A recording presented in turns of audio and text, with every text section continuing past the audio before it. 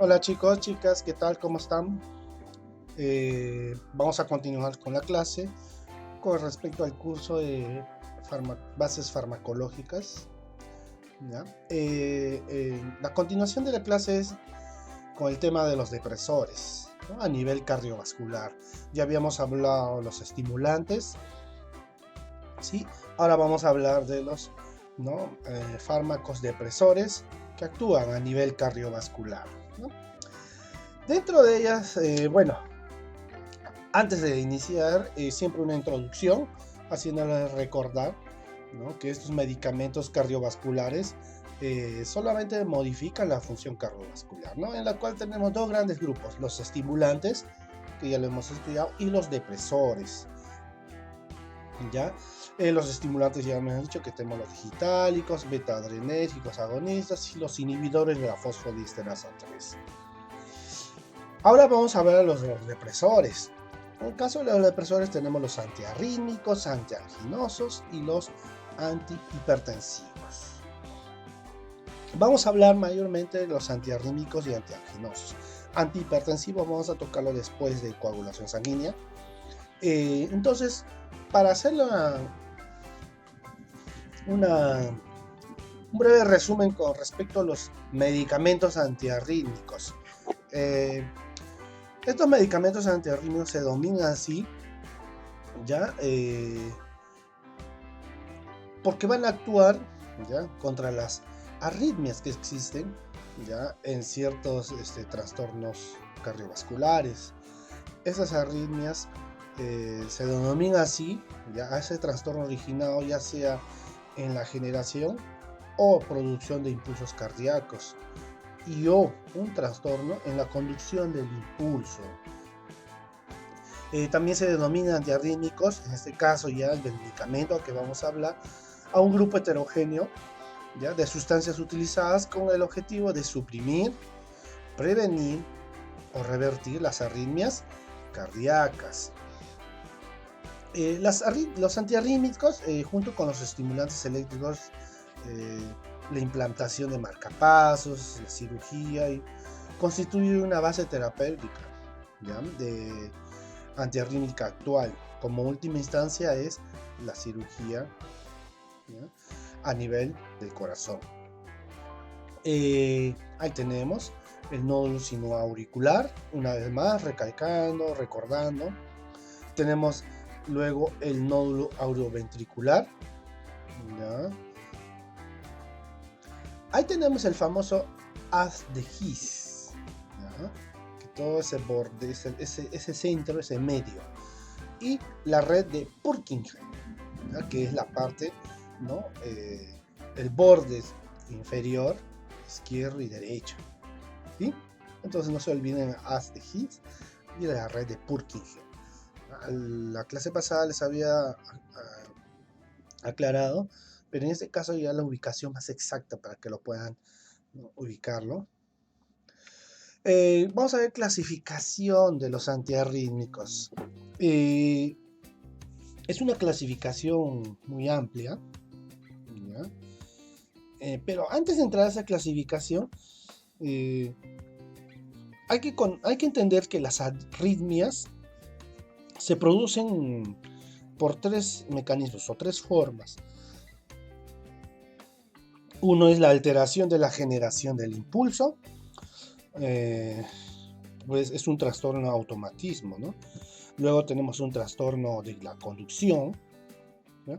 Y por último, el mecanismo de arritmias puede ser ambas o combinadas, ¿no? Pero lo que no más interesa es los medicamentos que actúan a ese nivel, ¿ya? La clasificación tenemos en la clase, tenemos cuatro grupos grandes, el grupo, o la clase 1, 2, 3 y 4, ¿ya? Luego,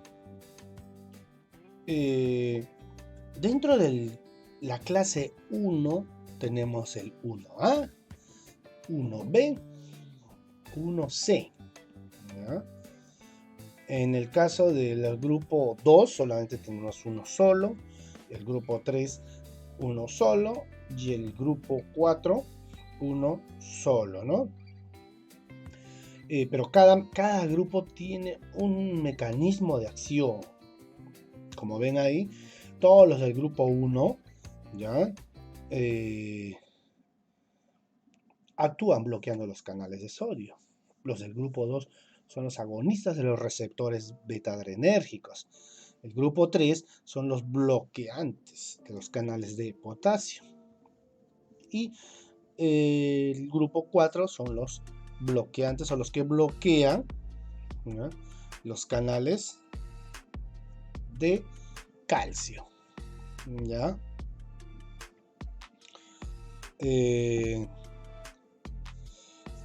Dentro del grupo 1A, los bloqueantes de los canales de sodio, ¿sí?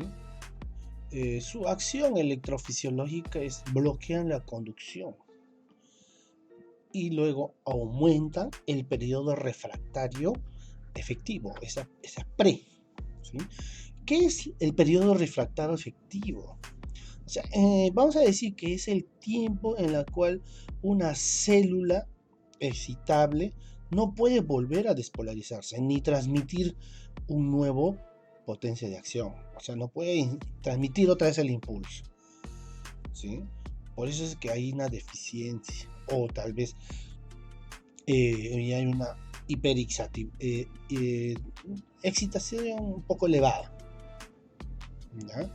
En forma desordenada, porque hay algunos músculos que sí van a cumplir sus funciones normales y otros grupos que no. Entonces va a haber una discordancia acerca de los impulsos cardíacos a nivel muscular.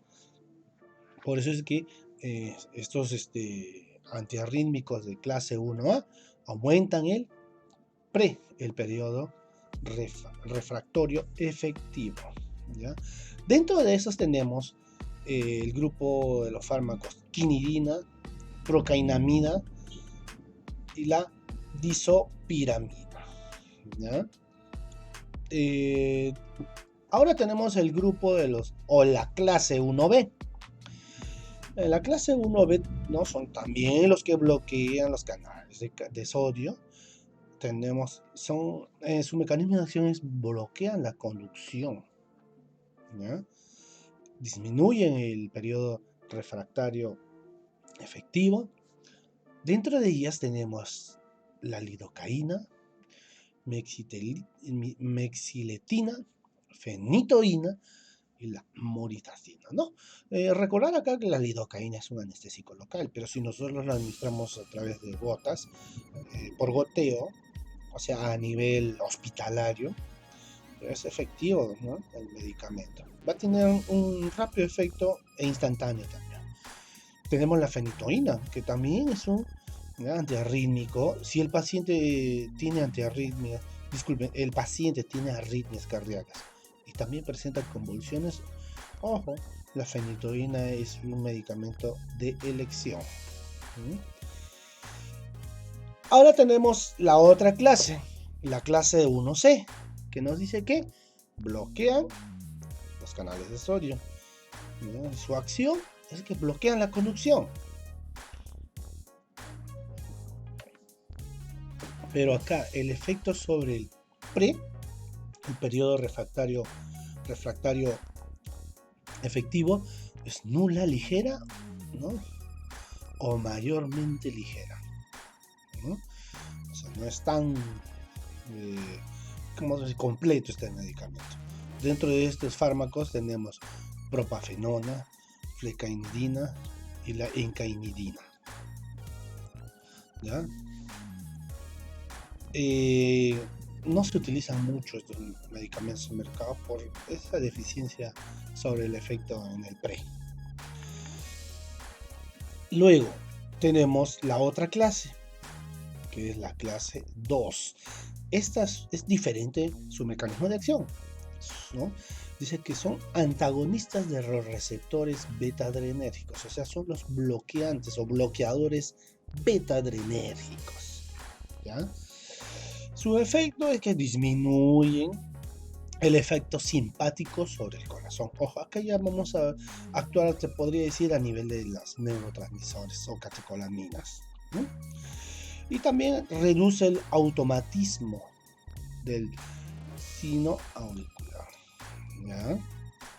Dentro de ellas, estos fármacos, tenemos los más conocidos: propanolol, metoprolol, nadolol, sotalolol, hemolol, atenolol y pindolol, ¿ya? Hay más, los más importantes estamos nombrándolos. Bueno, ahora tenemos los de clase 3B, ¿ya? Estos bloquean los canales de potasio. Dentro de sus efectos o acciones es que prolongan la duración del potencial de acción. Estos son los más usados en forma general porque hay bastantes tipos de arritmias, pero su espectro es más amplio, ¿no? De este grupo. Tenemos el bretilio, amiodarona, ibutilide, dofetilide, asimilide.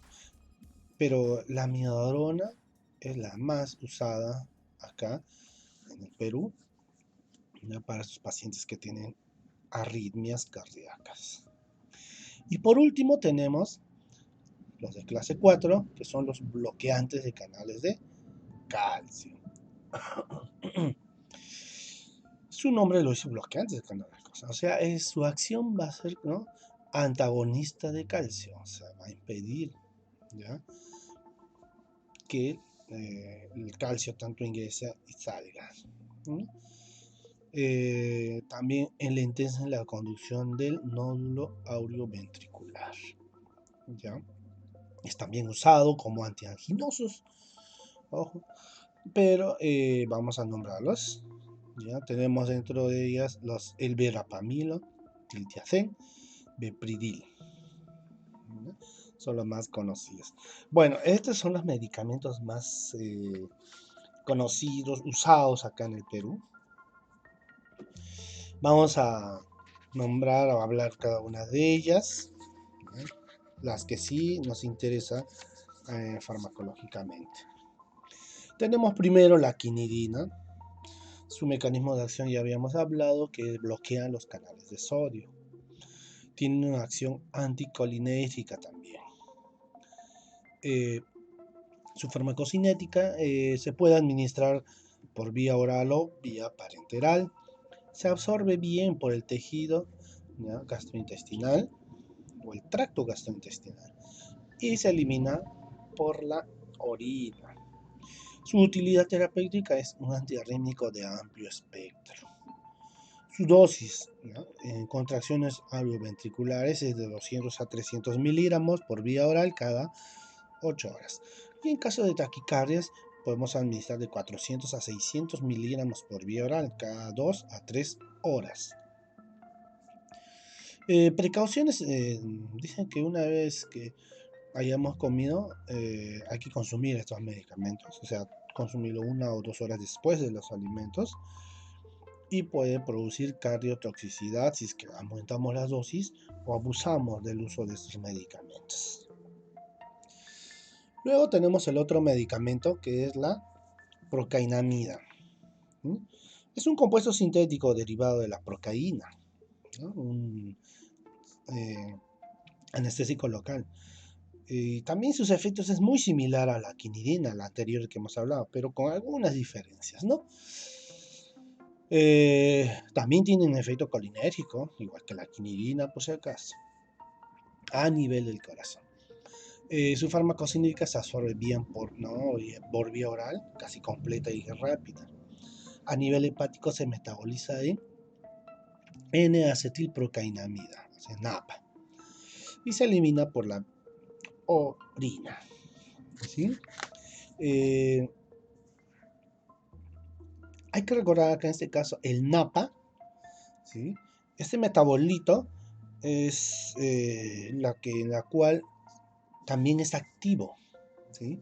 O sea que con la molécula original va a producir un efecto sinérgico. Utilidad terapéutica, bueno, infartos agudos al miocardio, También se utilizan arritmias causadas por intoxicaciones digitálicas, taquicardias paroxísticas ventriculares y arritmias supraventriculares, ¿no? En caso de dosificación, esto se administra por vía oral, 1 gramo cada 8 horas, ¿ya? Sus precauciones, ¿sí? No se debe usar en miastenia grave. ¿Qué es la miastenia grave? Debilidad muscular, ¿ya? Y en tratamientos crónicos se desarrolla artralgia y artritis, ¿ya? O sea, dolores articulares, ¿ya? Y dolores musculares, ¿ya? Para recordar, ¿qué son? En la utilidad terapéutica, en el tercer guión, habían puesto taquicardias paroxísticas ventriculares. Quiere decir paroxísticas? O sea, cuando aparece esta afección o esta taquicardia, pero en forma brusca, ¿sí? En forma brusca. Y también, una vez más abajo, en precauciones, en tratamientos que se desarrollan artralgia y artritis. Artritis, su nombre lo dice, es la inflamación, ¿no? Hay que diferenciar esos conceptos.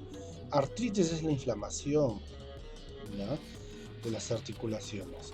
En cambio, artralgia consiste en el dolor, cuando el paciente ya no puede moverlo, dolor.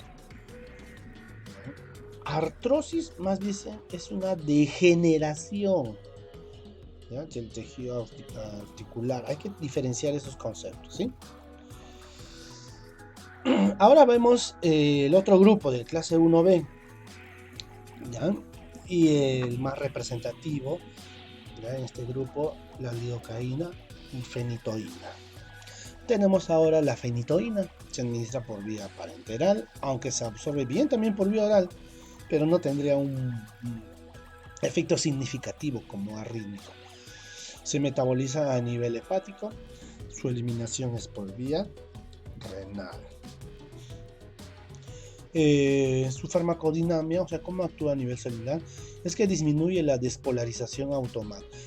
También hace un efecto automatismo y da una excitabilidad en los ventrículos. Utilidad terapéutica: las arritmias ventriculares asociadas a infartos agudos al miocardio, o también se utiliza en caso de cirugías cardíacas. Ojo, no es útil en arritmias supraventriculares. Hay que determinar, ¿ya?, qué tipo de arritmias es, ¿sí? Su dosis es de 1 miligramo por kilogramo de peso. Ojo, a una velocidad de 25 a 50 miligramos por minuto. Precauciones: si existe una hipopotasemia, disminución de potasio, corregir para tener un mayor efecto. En caso de que se vea con depresores del sistema nervioso central, aumenta el riesgo de depresión. Hay que tener cuidado en su uso a nivel, ¿ya?, endovenoso. Luego vamos a ver la fenitoína. Su utilidad terapéutica: es un agente de segunda línea útil en tratamientos de arritmias ventriculares, ¿ya? Y también en caso de arritmias supraventriculares causadas por intoxicaciones digitálicas. Siempre no olvidar que este medicamento también es un antiepiléptico. Su dosis: 100 miligramos cada 10 a 15 miligramos hasta que se revierta la arritmia, ¿no? Se debe de administrar. Precauciones: hipersensibilidad a la hidantoína, o sea, la familia de este grupo de medicamentos, y sí que presentara bradicardia sinusal, ¿no? Luego vamos a ver el otro grupo de clase 1C.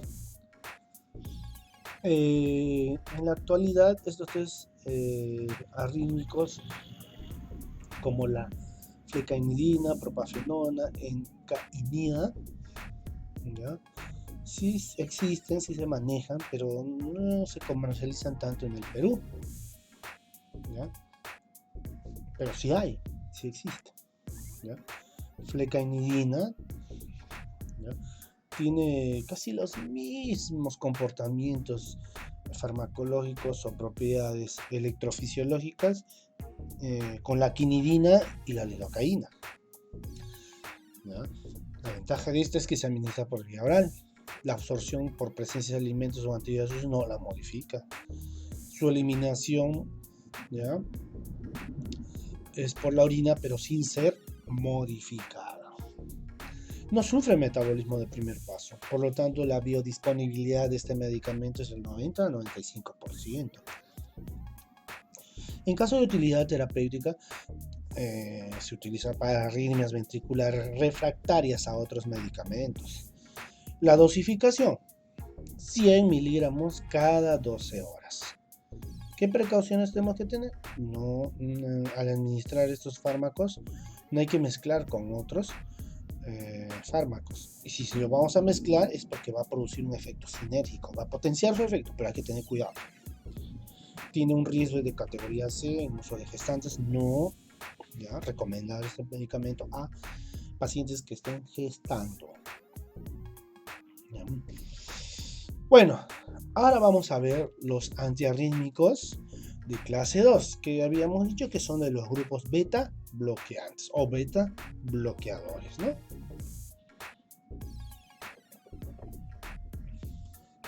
Ahí tenemos propanolol, acebutolol, esmolol, sotalolol, metoprolol y timolol. ¿Ya?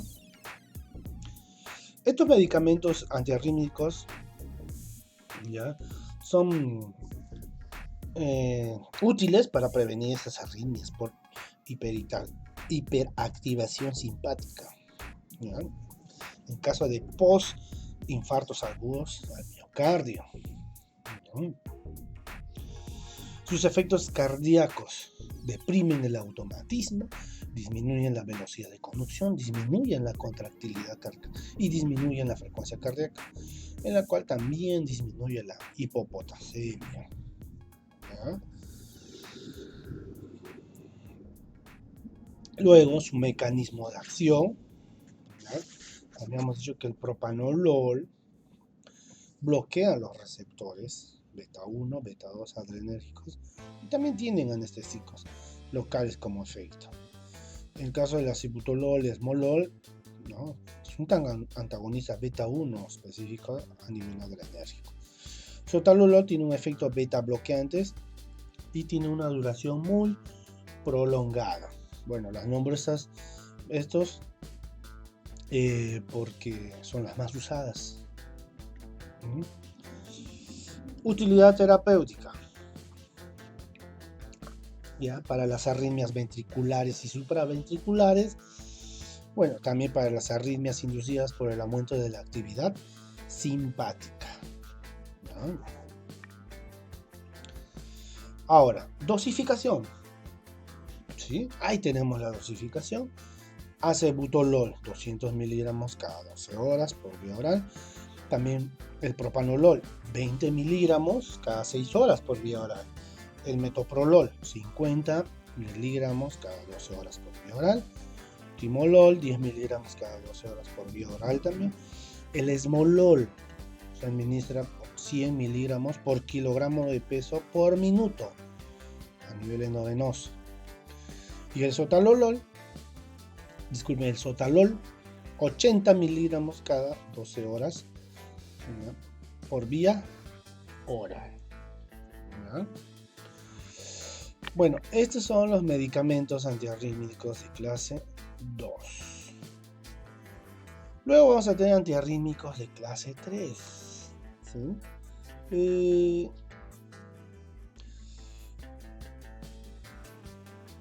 Tenemos, ya les había dicho que en estos medicamentos la amiodarona, el betrilio y butilide son los más usados, pero más que todo la amiodarona. ¿Ya? También tiene un efecto antigotoso, ¿ya? Bueno, antes se usaba, ¿no?, para ese efecto. Hay que tener en cuenta que tiene grandes reacciones adversas, pero es controlable si sabemos manejar el medicamento. Su farmacocinética de la amiodarona es que se administra por vía oral, se absorbe en forma lenta e inconstante. ¿Sí? Ojo, miren acá, su tiempo de vida es de 27 a 107 días, ¿eh? Es un aproximado máximo.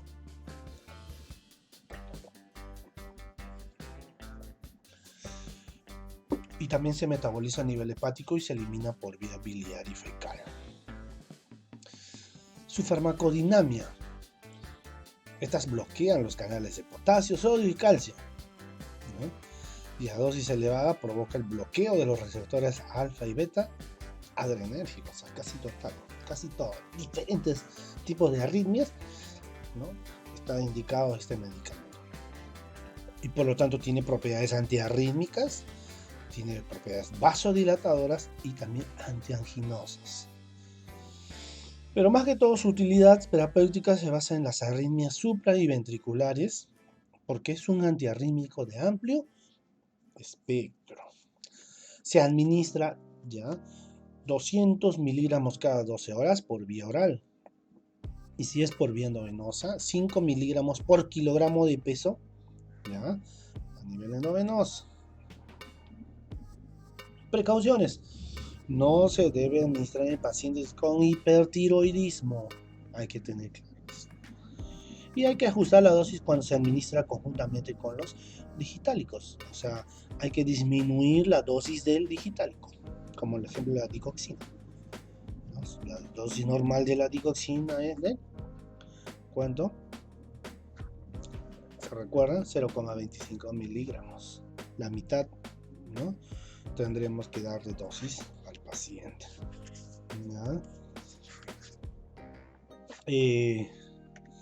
Luego tenemos el betrilio. Se administra por vía parenteral.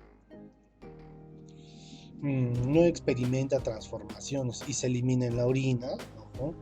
Es un agente simpático complejo que impide la recaptación de la noradrenalina, por lo tanto ahí está su efecto antiarrítmico, ¿no? En caso de utilidad terapéutica, se utiliza en casos para arritmias ventriculares potencialmente mortales, un medicamento de emergencia. Cuando los antiarrítmicos de primera línea como la lidocaína y la proquinamina no responden a nivel de emergencia. Por eso su dosis es de 5 miligramos por kilogramo de peso por vía endovenosa. Precauciones: contraindicado en arritmias por digitálicos. Y también pacientes con hipertensión, ¿ya? Disculpen, con antihipertensivos, hay que vigilar la presión arterial, pues esta puede intensificar el efecto de la hipotensión. Para recordarles, ¿por qué nos hablan siempre contraindicado en arritmias por digitálicos? El efecto adverso de un digitálico es que te va a producir arritmias, ¿ya? Para aclarar. Y luego tenemos los antiarrítmicos de clase 4, los bloqueadores de los canales de calcio. Tenemos el diltiazem, ¿no? Del verapamil en estos grupos, ¿ya? Y también se considera el nifedipino. En sí, sus características tenemos ahí del verapamil, además de ser un antiarrítmico, tiene otras propiedades como antihipertensivas, antianginosas y vasodilatadores, pero a nivel periférico. Acciones antiarrítmicas,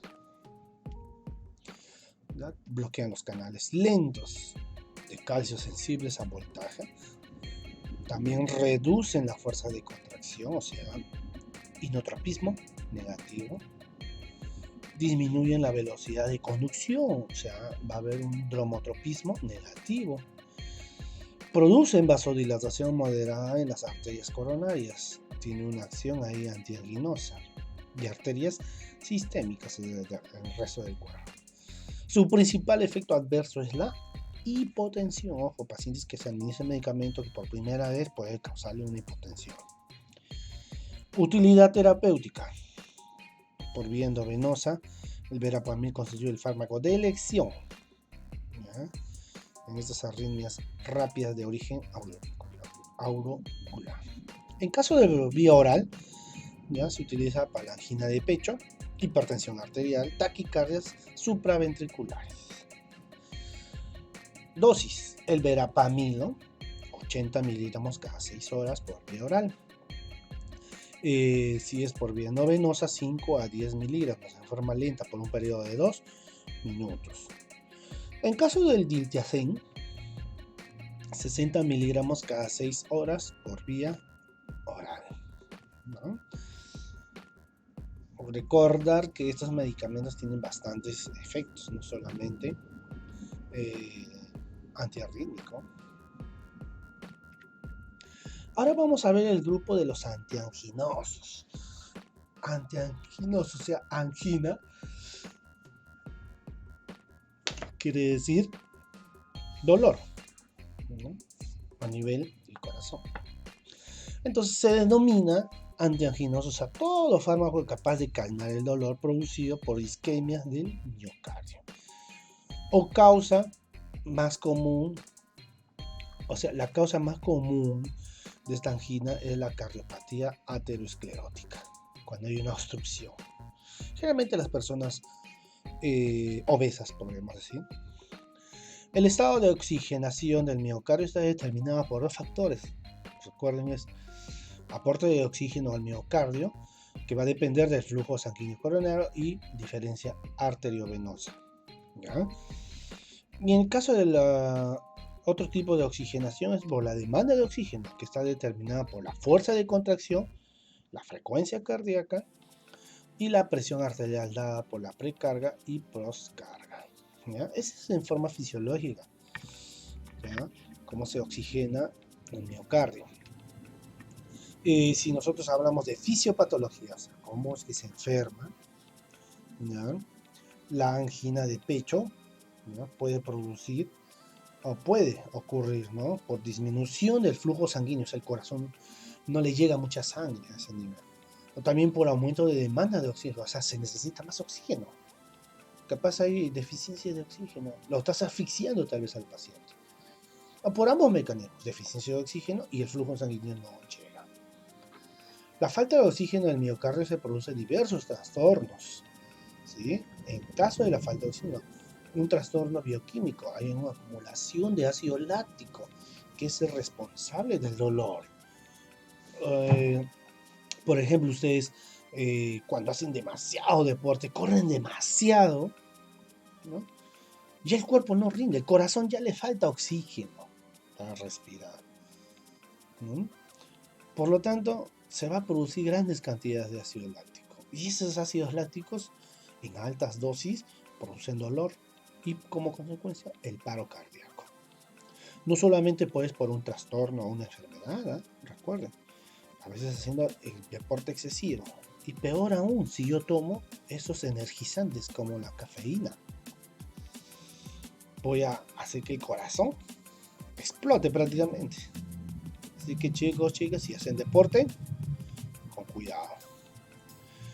Otro trastorno de la actividad sería, ¿no?, en caso de las fibras miocárdicas a nivel de la membrana, que se traduce, ¿no?, en cambios de los segmentos ST del electrocardiograma. Eso ya hay que medirlo con el electrocardiograma. Ahí tenemos los factores de riesgo y qué principales causas pueden dar. Por ejemplo, la hipercolesterolemia nos da sí o sí una arteriosclerosis coronaria, ¿no? El nivel coronario, ¿ya? La arteria coronaria se va reduciendo por acumulación de grasa y ese orificio va, ¿no?, disminuyendo la dimensión. Al final ya no va a haber flujo sanguíneo, está muy disminuido y ahí falla el miocardio, ¿sí? El tabaquismo, chicos, chicas, los que les gusta fumar, los que les gusta hacer pues, el submarino, ahí tenemos, ¿no? Puede ocasionar agregación transitoria de plaquetas, o sea, coágulos que se obstruyen a nivel, ¿no?, coronario. Hipertensión arterial, ¿no?, nos produce una trombosis coronaria, igual la sangre, ¿no?, está muy concentrada a nivel del corazón. Es como un globo que lo estás llenando bastante y puede reventar. Acá, chicos, diabetes mellitus.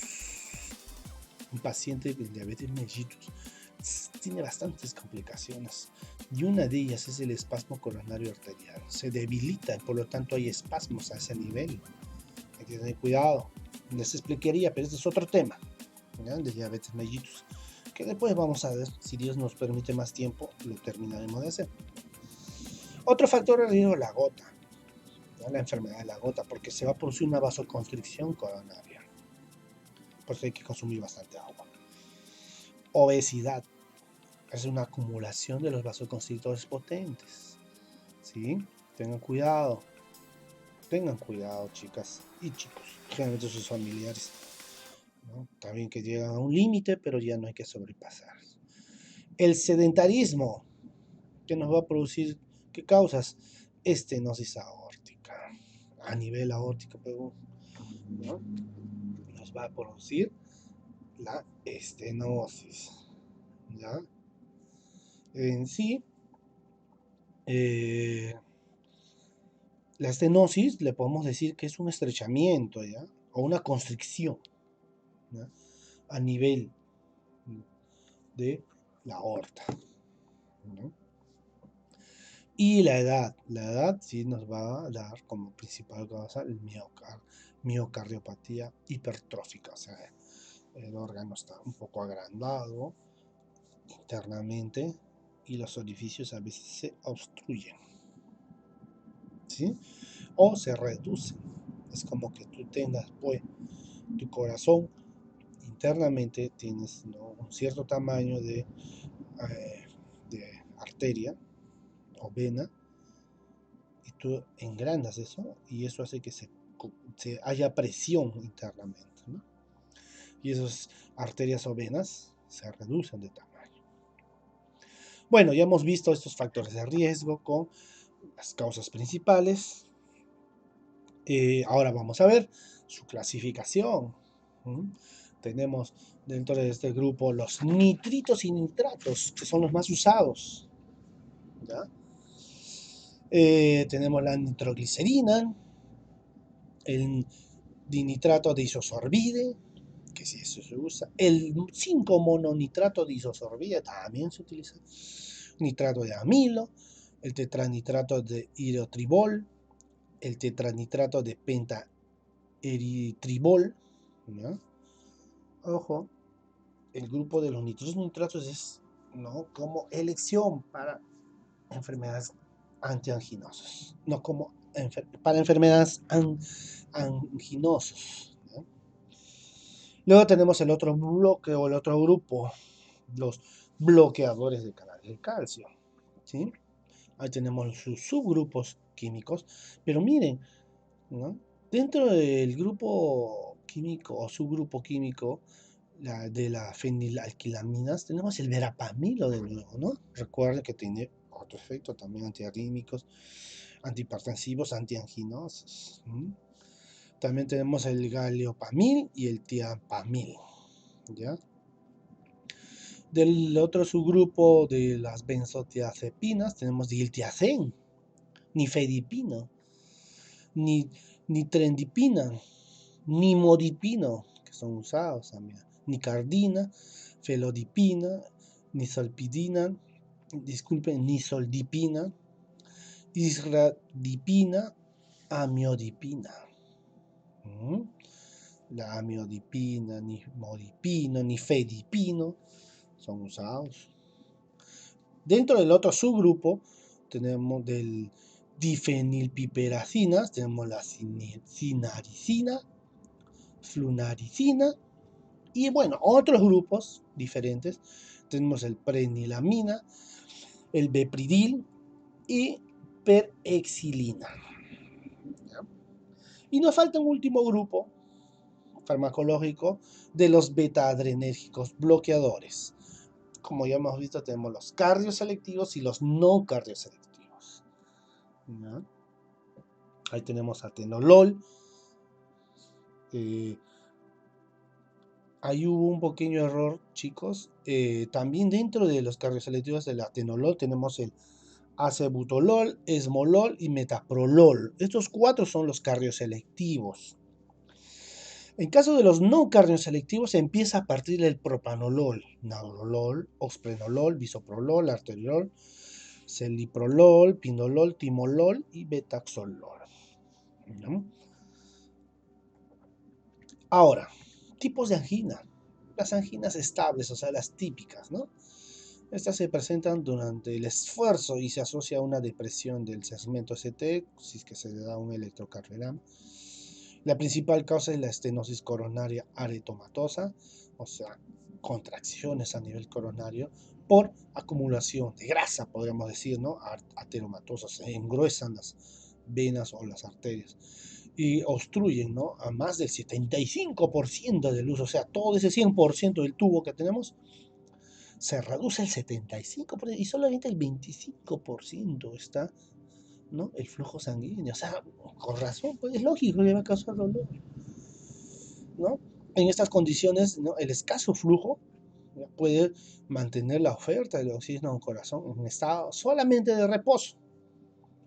O sea, ¿qué quiere decir? Si es la estable, la típica, el paciente tiene que ponerse en reposo sin ninguna alteración y puede normal, ¿no? A regularse la demanda, la oferta del oxígeno. En caso de la angina variante, la angina vasoespástica, se presenta durante el reposo, muy diferente, y se asocia con elevación del segmento ST en el electrocardiograma, ¿no? Casi todo lo contrario al estable, ¿no? Y por último tenemos la angina inestable. Se presenta durante el reposo y con la reducida actividad física. Debido a vasoespasmos de la circulación coronaria. Esta es la forma más peligrosa porque puede progresar hacia el infarto del miocardio, ¿sí? A veces ustedes no habrán sentido dolorcitos, recordar en el pecho. Si el dolor irradia hacia el exterior, hacia afuera, puede ser que haya una presión en el órgano. Pero si la radiación del dolor irradia y ustedes presienten que es del corazón hacia adentro, ojo, es una angina. Recordado, ¿no? Bueno, ¿qué es lo que pasa, ¿no? en la angina de pecho? Que la oferta de oxígeno, o sea, está llegando poco oxígeno. Y la demanda de oxígeno aumenta. Es como decir que necesitamos 1000 moléculas de oxígeno, pero solamente están llegando 500, falta oxígeno. Entonces hay una disminución de demanda de oxígeno. Esto se puede decir que hay ciertos mecanismos, que uno es disminución de la frecuencia cardíaca, o disculpen, la fuerza de contracción y contractibilidad cardíaca. Para estos casos se utilizan los beta bloqueadores adrenérgicos. Si hay una disminución de la precarga, se utilizan los vasodilatadores como bloqueadores canales de calcio, ¿no? Como el verapamil. Si hay una disminución de la postcarga mediante una reducción de la resistencia vascular periférica, ahí sí necesito usar los nitratos, ¿no? En el caso de que haya un aumento de la oferta de oxígeno, se consigue mediante la vasodilatación de las arterias coronarias. ¿Cómo? ¿No? Mediante la utilización de nitratos orgánicos. ¿Bien? Eso quiere decir que no está llegando oxígeno, pero los nitratos nos van a ayudar a esto. Ahí tenemos el esquema de tratamiento de elección, farmacológico y no farmacológico. En la angina tenemos de primera elección siempre los nitritos y nitratos. Segunda elección, los beta bloqueadores. Y tercera elección, bloqueadores de canales de calcio, ¿no? Esos son, ¿no?, ciertos criterios que tenemos que tener. En el caso de tratamientos coadyuvantes, hay que utilizar hipolipemiantes, o sea, como la atorvastatina, fibrosilo, o sea, la disminución, ¿no?, del consumo de grasa. También se puede utilizar los fibrinolíticos, que ya lo vamos a ver más adelante, ¿no?, para que no se formen coágulos sanguíneos o simplemente destruyan estos coágulos sanguíneos, ¿no?, las degraden. También inhibidores de la agregación plaquetaria, por ejemplo la aspirina de 100, ¿no?, y también antihipertensivos, o sea, esto va a ayudar a mejorar, ¿no? Y como última instancia tenemos la cirugía coronaria, que existen dos tipos: angioplastia transluminal, que consiste en tener un catéter en el vaso obstruido para reducir la dilatación, o sea, es como un tubito para que circule normal, es como un puente, un túnel, en la cual va a ayudar, ¿no?, a que el flujo sanguíneo sea normal, o colocar los ciertos bypass coronarios, ¿no? En estos casos solo se practica en casos de anginas estables, ¿ya? Ahora vamos a ver los nitritos y nitratos. Ahí tenemos la farmacocinética, la nitroglicerina. Luego tenemos el del dinitrato de isosorbide. Y por último el 5-mononitrato de isosorbide. ¿Cuál de las tres es mejor? Como estamos viendo, y mejor y más estable, ¿ya?, es el 5-mononitrato de isosorbide, ¿sí? El último que vemos en la columna ahí es mucho mejor comparando, ¿no?, a nivel farmacocinético con las demás, ¿sí? Hay que tener en cuenta que su tiempo de vida es mayor, ¿sí? Pero si nosotros queremos una acción rápida, ¿no?, la nitroglicerina puede ser una primera opción, ¿ya? Como ven ahí, ya lo van a ver en sus, ¿no?, en manuales, para que podamos o puedan, ¿no?, analizarlo mucho mejor esta farmacocinética. Luego vamos a ver la farmacodinámica de un nitrato o nitrito. Ya recordar otra vez que esta es una célula, por ejemplo, una célula rectangular, ¿no? El óxido nitroso, ¿no?, activa, ¿ya?, la proteína, la guanosina ciclasa, ¿ya? Recuerden eso, guanina ciclasa, para que esta guanina ciclasa va a transformar la guanin trifosfatasa en guanin monofosfatasa, ¿ya? ¿Y qué va a pasar? O sea, se va a ver, ese guanin ciclasa, como va a aumentar, ¿no?, las concentraciones o la síntesis del guanin monofosfato cíclico, ¿ya?, se va a activar, ¿ya?, la proteína K, guanin monofosfata cíclico dependiente, ¿sí? Esta proteinoquinasa dependiente finalmente, con una desfosforilización de la miosina, ¿ya?, va a producir una relajación muscular. Como la miosina va a ser encargada, ¿no?, la proteína encargada de producir contracciones, proteinoquinasa guanin monofosfato cíclico dependiente va a desfosforilizar, por lo tanto la miosina ya no va a actuar, sino va a producir una relajación muscular, ¿sí? Como ven ahí tenemos el óxido nitroso. Si ustedes lo estudian con los inhibidores de la fosfodiesterasa 3, y es otro tipo, más o menos por ahí vamos. Si ustedes lo aprenden un poco más, van a relacionar a eso. Y así de simple es un farmacodinamia.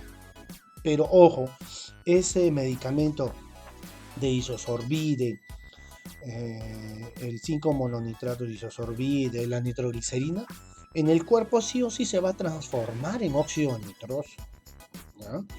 Sí o sí se va a transformar en óxido nitroso, ¿ya? Hay que recordar eso. No es que si el medicamento va a actuar a través, no. El óxido nitroso en sí es el que va a actuar. Efectos farmacológicos, ahí tenemos, ¿no?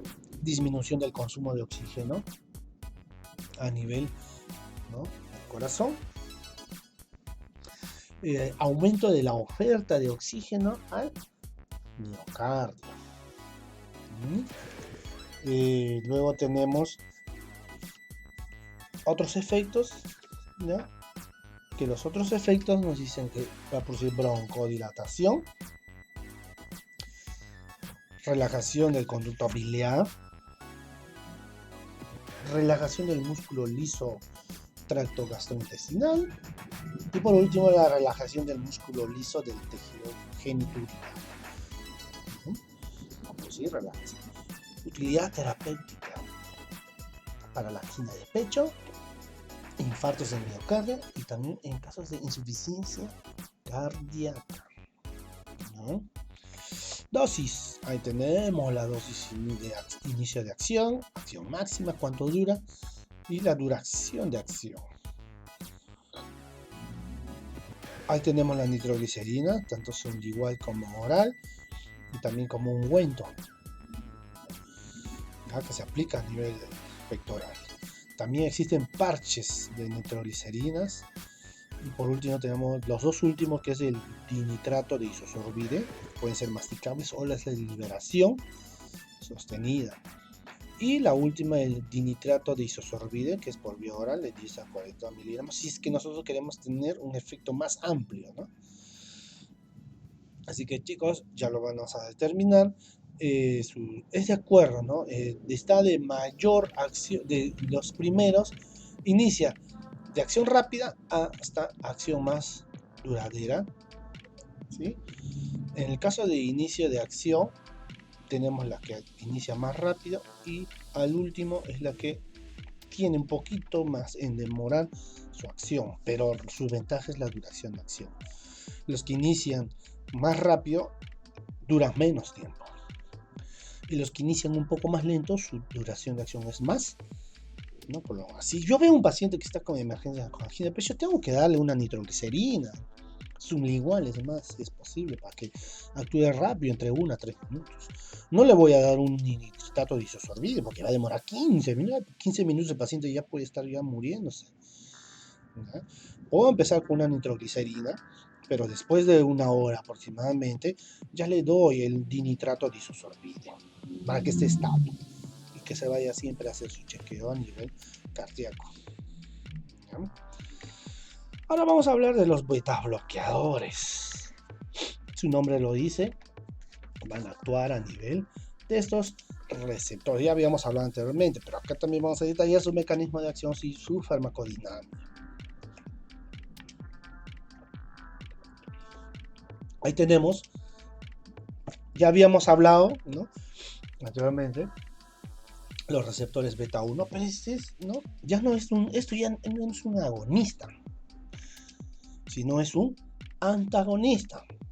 O sea, estos receptores beta 1 activan la proteína GS, y en la cual esa proteína GS, proteína G de guanil, ¿no? Ese es un subtipo de proteína G. Va a activar la adenosiclasa, y esta adenosiclasa, ¿no?, va a transformar, ¿no?, a la adenosín trifosfato a la enzima adenosín monofosfato cíclico. Esta es una función normal, esta es una acción y agonista, se recuerda. Y cuando hay un aumento del adenosín monofosfato, va a haber un aumento, va a inhibir, ¿no?, la entrada de calcio, o la salida de calcio, va a aumentar la concentración de calcio, por lo tanto se va a activar la proteína quinasa C, y de ahí vamos a tener un efecto inotrópico positivo. Pero en este caso no, esto es un bloqueador. ¿Qué va a pasar? Va a bloquear esos receptores, y como va a bloquear, va a cortar la ruta del adenosín monofosfato. Ya no va a haber adenosín monofosfato cíclico, y como no va a haber, ojo, ya no va a aumentar la proteinoquinasa, esta vez va a haber una disminución, ¿ya?, de la proteinoquinasa A, y por lo tanto esta va a producir un efecto de la desfosforilación de la miocina, y ya habíamos hablado de esto, de que va a producir una relajación muscular. Así de simple ocurre a nivel celular, ¿no? ¿Quiénes están involucrados? Ya los habíamos nombrado: los beta bloqueadores cardioselectivos, no cardioselectivos, con o sin actividad intrínseca, o sin ACI o con ACI. ¿Ya? Habíamos dicho que los que tienen actividad ACI son los que indirectamente no solamente van a actuar en el receptor, sino pueden actuar en las catecolaminas, ¿no? Inhibiéndolas, ¿no? Hay que recordar eso siempre. Tenemos su farmacocinética. Ya recordar que la biodisponibilidad va a depender de su acción, cuánto dure también. Bueno, chicos, esto ya ustedes lo analizan, ¿ya? De cada medicamento, ¿ya? Tanto la selectividad, biodisponibilidad, tiempo de vida media, es que está expresada en horas, su excreción y su actividad ACI, ¿ya? El pindolol tiene, miren, 2 rayas, o sea, doble, mayor acción con ACI. A veces es ventajoso utilizar ese medicamento. Algunos no prefieren con actividad, simplemente a través de la acción de los receptores, porque puede presentarse un efecto adverso, ¿no? O un mayor efecto adverso. Utilidad terapéutica tenemos ahí, pero ojo, el efecto antianginoso de los beta bloqueadores, ¿no? Es que para producir un cronótropo positivo, negativo, reducción de la presión arterial, también va a producir un efecto inotrópico o inótropo negativo. Su utilidad terapéutica. Todos los beta bloqueadores tienen potencialmente la misma eficacia para el tratamiento de angina de pecho, por lo que la elección del fármaco va a depender de la existencia de otras enfermedades concomitantes, ¿ya? Si hay otras enfermedades, ya depende si utilizo esta o no, pero recuerda, todas tienen el efecto antianginoso. Tenemos la angina de pecho y para el infarto del miocardio. Ojo, después de un infarto del miocardio se produce unas arritmias. Hay que recordar ciertas acciones a veces de una enfermedad. Contraindicaciones: ojo, no administrar con asma bronquial a esos pacientes que presentan, ¿no? En caso de insuficiencia cardíaca también. Diabetes mellitus, por favor, no administrar beta bloqueadores. Y en caso de embarazadas, ¿no? Y bueno, por último tenemos los beta bloqueadores de canales. Disculpen, no beta bloqueadores, los bloqueadores de canales de calcio. Que son antagonistas de los canales de calcio, o sea, del calcio, ¿ya? O llamados BCC, ¿no? Han sido recientemente introducidos en la terapia antianginosa. Dentro de ellas tenemos, ¿no?, el verapamil, diltiazem y nifedipino. El diltiazem y el verapamil poseen una acción a nivel del corazón y son usados como antiarrítmicos y antianginosos, ¿ya? En caso del nifedipino, en cambio, se usa como antihipertensivo, ¿ya?, debido a su potente acción vasodilatadora periférica y por su escasa actividad a nivel cardíaco. Por eso más que todo están resaltando el diltiazem y el verapamil. Ahí tenemos, comparando su absorción, lo que más interesa es diltiazem y el verapamil. El diltiazem tiene mayor biodisponibilidad, un tiempo de vida media son casi iguales, unión a proteínas casi similares, biotransformación 2 a nivel hepático, metabolismo activo. Por ejemplo, el diltiazem produce desacetil-diltiazem y el verapamil norverapamil, ¿no?, que son activos por si acaso. Eliminación: el diltiazem tiene anemia fecal y el verapamil tiene una eliminación bifásica, no puede ser renal o fecal. Las dos casi tienen la misma dosis, ¿no? Una es de 60 a 120 miligramos cada 8 horas como máximo, y la otra es de 80 a 120 miligramos cada 8 horas, ¿no? El rango va a depender del kilogramos que tenga el paciente, ¿eh? Su acción antianginosa disminuye la demanda del miocardio de oxígeno, por lo tanto, ¿no?, también hay un aumento del flujo sanguíneo coronario y a la vez, ¿no?, va a producir una inhibición de agregación plaquetaria. Bueno, dice que todos los beta bloqueadores de calcio son eficaces en el tratamiento de la angina de pecho. Bueno, por su capacidad para impedir el espasmo coronario, son los fármacos de elección para el tratamiento de la angina, ¿no? Pero, ¿qué tipo de angina? La angina Prinzmetal, ¿no? ¿Ya? Ustedes se preguntarán, ¿qué es el angina del Prinzmetal, ¿no? Es un trastorno cardíaco, ¿no? Que tiene bastantes ciclos de angina, causado por ciertos espasmos, o sea, vasoespasmos, ¿ya? Que está causado por el músculo liso, ¿ya? De la pared. Más que todo por la arteriosclerosis, ¿ya? La selección del agente depende de las patologías asociadas y de la tolerancia también del paciente. Como hay bastantes tipos de medicamentos, a veces hay pacientes que no tienen tolerancia por ciertos medicamentos o presentan otras reacciones adversas. Por lo tanto, se recomienda, ¿no?, un medicamento que sea, ¿no?, tolerado por el paciente, ¿no? Bueno, chicos y chicas, hasta acá estamos viendo todo lo que son medicamentos cardiovasculares, ¿ya?, tanto estimulantes que habíamos visto en la clase anterior y los depresores. Ahora, en caso de los medicamentos de la hipertensión arterial, es un grupo muy amplio. Hay que explicarlo en otro tema, que lo vamos a explicar después de lo que es la coagulación sanguínea. Ya, chicas, chicos. Bueno, eso es todo. Nos vemos. Fue un gusto. Bye.